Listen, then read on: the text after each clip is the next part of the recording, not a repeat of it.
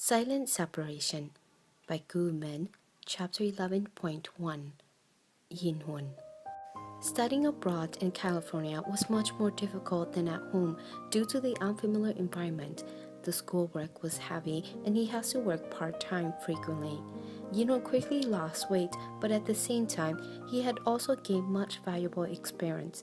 Ying Hui began to focus on the internet, which was developing at a breakneck speed. With its strong foundation in mathematics helped Ying Hui to do research in computer technology more effectively.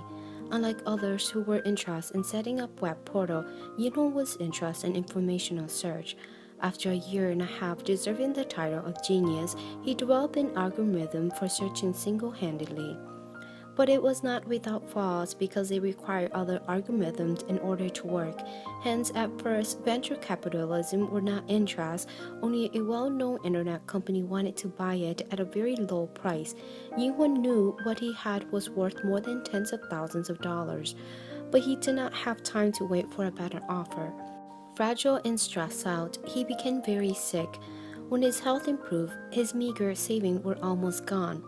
Ying Hui was desperate and used his remaining money to place an ad in an influential Chinese newspaper, explaining his situation and seeking investment from his fellow countrymen. However, reality soon left him disappointed. Within 10 days, he only received one phone call. The caller did not help him, but instead called him a shameless swindler who is a disgrace to the Chinese people. When he lost all hope and contemplated selling the algorithm to the internet company, he received a letter from City. In it was an unsigned letter and $500. The handwriting was not good, so it was difficult to determine if the writer was a male or female. "Hello, I saw your ad in the newspaper asking for help. I'm sending you $500. It's not a lot of money, but hopefully it can help you to wait for a substantial investment." The $500 were a drop in the bucket, but the money reignited Ying Hui's fighting spirit. It helped him last through 2 difficult months. During this period, he managed to develop a complete set of search algorithms. Soon enough, he obtained his first million venture capital. Challenging times can create heroes. Ying Hui was fortunate to be in the right place at the right time. A few years later, when he sat in the president's office of Esso Company and listened to the valuations of his assets, Ying Hui was in disbelief. If not for the $500, maybe he would only become a good technician. Ying Hui thought about looking for the person who sent the money, but he quickly gave up. The world is like a vast sea of people, and the letter did not even have a name, so there was really no clue to begin the search. But soon after, the benefactor appeared before him. One day, a former classmate from S University visited him and brought along a letter addressed to him. "This person probably doesn't know you left the university, as the letter was sent to our faculty, so when I saw it, I brought it along with me." The handwriting on the envelope was familiar. Ying Hui was excited when he opened it. "Mr. Yin? Hello. I don't know if your address has changed or you might not remember me. About 3 years ago, I read an ad in the newspaper about you asking for help, and I sent $500. How embarrassing, but if it is financially possible, can you return the $500? I know this request is unreasonable, so if it's difficult for you, then pretend I haven't said anything. I'm very sorry, Zhao Mosheng." Zhao Mosheng? Ying Hui silently repeated the name in his heart. He finally knew her name. Looking at the stamp on the envelope, the date was a month ago. If she was not desperate, she probably would not have sent this letter with a silver of hope. Even though his former classmate was still with him, Ying Hui immediately called the phone number in the letter. The phone rang 2 times, and the person who answered was the voice of a female. The next day, Ying Hui flew to City. The meeting took place at a park. It was early spring. From a distance, Ying Hui saw a young Chinese girl sitting on a bench with a scarf wrapped around her neck. She seemed to be feeling cold as her hand constantly touched the tassel on the scarf. Ying Hui watched her from a distance. Suddenly, he felt warmth, as if he were coming home. At that time, he had been in the U.S. by himself for 6 years. Ying Hui walked up to her. "Excuse me, are you Miss Zhao?" The girl immediately stood up. "Yes, that's me. Are you Mr. Ying Hui?" Only then did Ying Hui manage to see her clearly. A very young girl, perhaps in her early 20s, and perhaps still studying. Her clothes appeared a little old, as if having been worn for a few years, but she looked very clean, with a pair of big eyes. He smiled slightly and said, "Miss Zhao, we will find a heated place to sit down and talk." After exchanging pleasantry, Yichen asked her, "Miss Zhao, I'm a little curious. Why did you send me $500? Aren't you worried that I could be a swindler?" The question had then startled her for a moment. She replied vaguely, "At that moment, I had some money," she continued. "Actually, you didn't need to come over specifically. I was cleaning up things when I saw the old newspaper. I didn't really hold out much hope when I sent that letter to you. But now you're..." Yinhun did not have to spend much effort to find out the entire story. In summary, the Miss Zhao sitting here has a neighbor called Sister Zhuan, who has a close relationship with her. Sister Zhuan injured her husband with a knife and was sentenced to 3 years in jail. She had a child called Xiao Jie. Her Caucasian husband was abusive, so Sister Zhuan entrusted her child to her. At the moment, she was in a custody battle with Sister Zhuan's husband. Yinhun slipped the hot cocoa.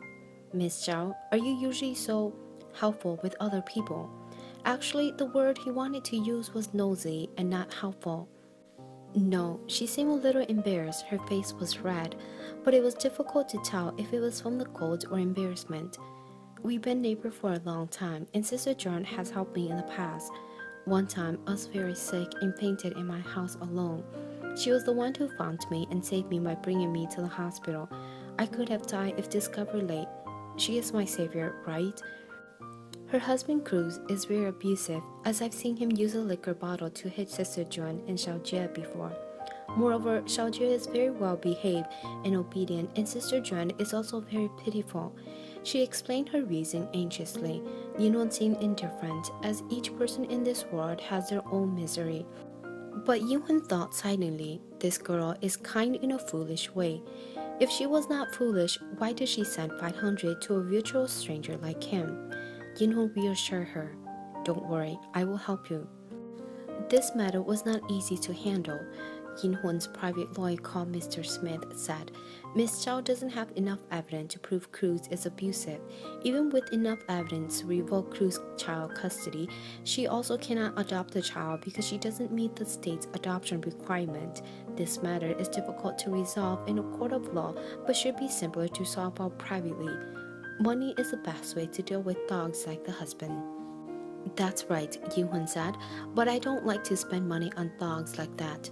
Moreover, he may not be easily satisfied and will extort money repeatedly or make a false countercharge any time.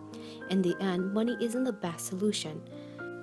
Unless that girl immediately marries a husband who can fulfill the state's requirement, that will increase the odds of winning." Smith shrugged his shoulder and joked, "Actually, you're a good candidate who fits all the requirements." Smith's joke awakened Yinwen's heart. To his surprise, he discovered that he was not against the idea at all. Yinwen called Mushan to tell her what his lawyer had said. "Even if it can be proven that Cruz has a violent tendency and has his child custody revoked, you also cannot adopt Xiao Jie. This is because your age, academic condition, and marital status do not meet the state's requirement of an adopters. Xiao Jie will be sent to a welfare agency. Do you know that that is definitely not a good place for a mixed-race child?" Mushan was beside herself with a panic. "I just wanted to help a friend. Why is it so hard?" Perhaps it was not so hard. Yinwen talked to Cruz before, who only wanted to extort money, but Yinwen did not want to solve the problem that way. Yinwen had seen Xiao Jie, who is a mixed-blood child with black hair and black eyes and appears slow. It is said it was caused by being often beaten. "If you want to take on this responsibility, I have a suggestion," Yinwen said casually. "You can find someone you trust who meets the condition to adopt a child and pretend to marry him. Perhaps I can help you." Mushan froze on the other end of the phone. When she finally reacted, she promptly said that that would not do. "How can that possibly be?" Yinwen also did not insist. After that, there were some progress in the matter. Photos of a drunk Cruz burning Xiao Jie with his cigarettes were inadvertently taken by Mushan's landlord. However, just as Lawyer Smith said, although Cruz lost custody, Xiao Jie was sent to a welfare agency. Mushan was very busy with her study and also has to work, but she still went to visit Xiaojie every other day or 2 days. A few months later, while Ying was far away in California, he received a call from Mushan. She said in a crying voice, "Mr. Yin, I want to adopt Xiaojie." Apparently, Xiaojie was bullied at the welfare agency by children from other races. Actually, this happened more than once, but it was serious this time. Xiaojie was pushed into the toilet bowl and could have been suffocated if not discovered in time. Yin Hui immediately flew to N City with a copy of an agreement. The agreement states that you'll give up all rights and interests arising from the marriage. At the same time, you don't have to fulfill any obligation, so this means that we're only married in name, Yin Hui explained it clearly. The agreement defined their rights and obligation, making Mushan felt more at ease. Yin Hui did this on purpose. He knew an agreement which would give no benefit to Mushan would make her felt more relaxed. "Mr. Yin, thank you. She do not know what else to say. There's no need. As actually this marriage also benefits me. My company is about to go public. The image of a married man will inspire confidence in the shareholder. Also, being married allows me to avoid unnecessary trouble." Yichen also felt the reason he has given sound ridiculous, but this last sentence was spoken with sincerity. "What's more, the help Miss Zhao has given me was not little," which was why he wanted to take her under his wings to protect her. But was that the only reason? Ying did not dare to think farther. After a moment of hesitation, Mushan gripped the pen in her hand, quickly signed her name, and returned the contract to Ying without another glance. On the day Mushan successfully gained custody of Xiaojie, Ying flew back to California on the same night. Mushan has not finished her study, so she stayed in N City. In order to deal with the periodic inspection of the welfare agency, Yin Hui would fly to N City at the end of every month. Mushan felt guilty for the trouble she had caused him. In contrast, Yin Hui looked forward to the end of each month.